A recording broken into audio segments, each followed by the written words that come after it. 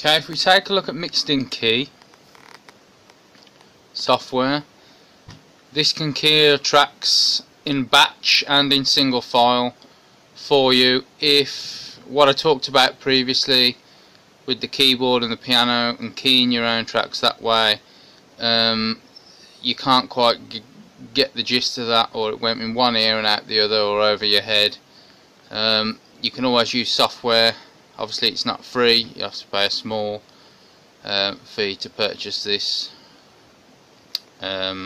Just Google mixed in key. I should take you to their website. As I say, it will batch process all your files, so if you've been going off buying your MP3s and you got a fair amount at the end of it, it'll just process them all off. Tell you the key it's analysed. If it'll also, in your settings, you can change it to the Camelot code, or you can have the original keys, A minor, G minor, etc. displayed.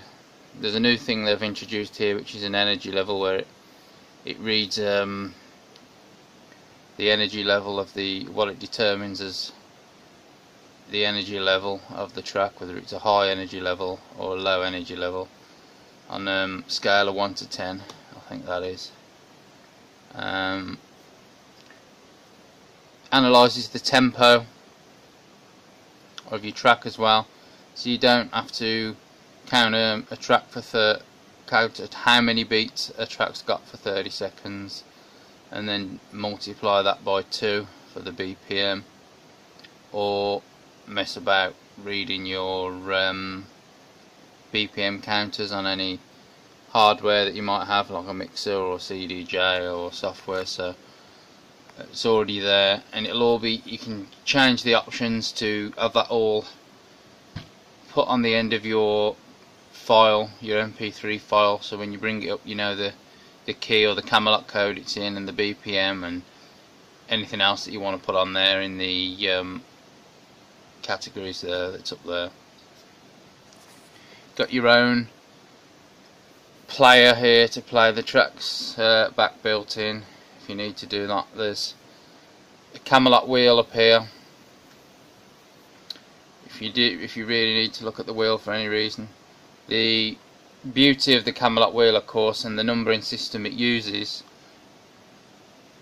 is that you don't really need to look at a wheel or have a wheel in front of you.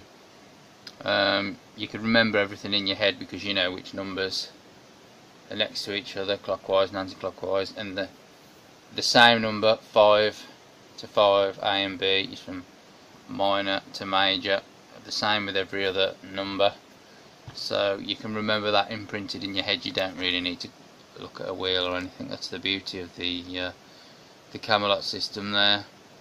There is, if you do still feel the need to check your keys on any of your tracks here, there's a built-in piano,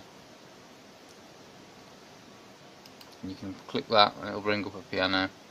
Then of course it says you can use your MIDI keyboard if you got one, so you could set that up for that, and you got your single notes.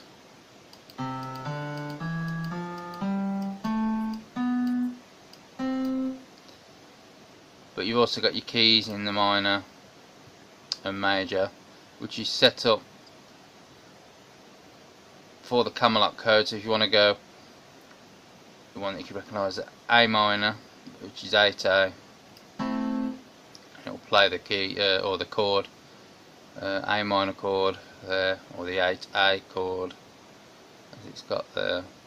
And although it says key detected for a certain track was 5A by mixed in key, you can also set a custom key if you choose 8A, and you can choose to change that to 8A as well, so there's some options there for that. But like I say, you've also got this built-in keyboard to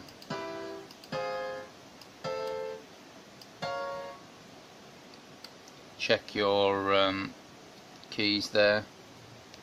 Mixed-in key itself can sometimes find 2 keys. Yeah, so sometimes mixed-in key can find 2 keys for a track, and the reason for that is because it finds in its algorithm another key that might work not as well as the first one it's found, but that might still work. Well, that will work. This is sometimes good because it gives you 2 options or 2 directions in which to go in. It finds another key that works well, should we say, with the track other than the key that it's been produced in. That may be because some DJs don't really stick to music theory or not. I don't know whether they cut up bits and bobs from other tracks within different keys, or the algorithm itself might just find harmonic elements that fit well with another key. But it gives you 2 options or 2 directions in which to go, and sometimes such tracks can be a good thing because they can make you go off on a different tangent than one that you would be stuck in otherwise.